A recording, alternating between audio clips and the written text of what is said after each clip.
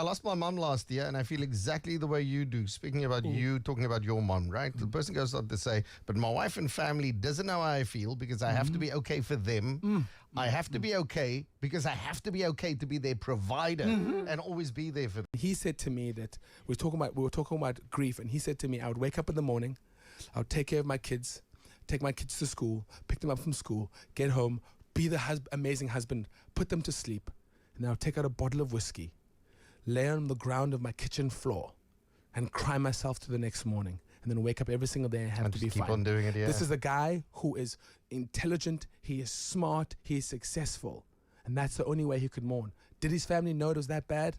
No, they didn't. And for me, to what women can do for me, I think, it's interesting because I think us men are the problem in there too, because I think we men put women into categories. We have these women that we sexualize. Yeah. We have these women that we care for, who love us, whatever.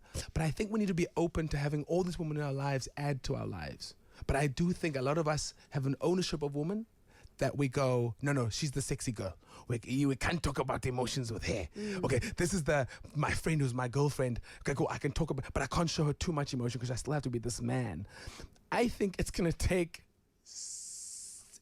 decades and decades and decades and hundreds of years to be able to change what we've created. We've created. For me, you know what I'm scared of? I'm scared of the boys we're creating now.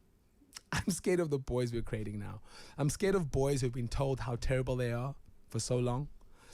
Because for me, we have critical thinking. We know when they say men are trash, we know my best example for men are trash is that there's 100 sharks in a cage, right? In the aquarium.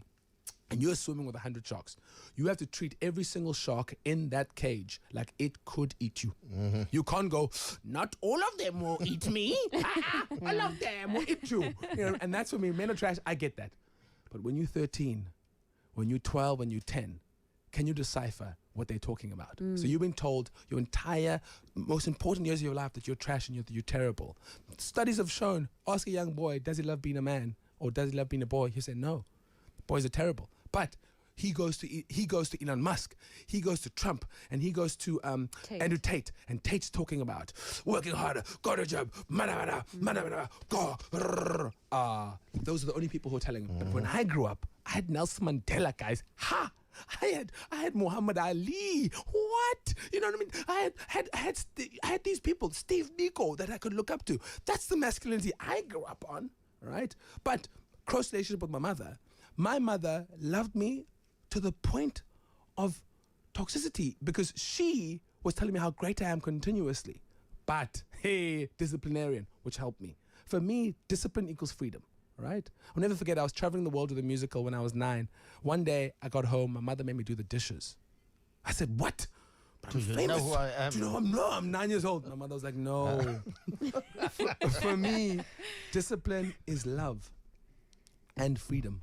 And I think we don't talk enough about that. And I think accountability for me, I do not think a woman is the answer to changing men. I think we men need to get our hands dirty, hold each other accountable, and we need to go find help.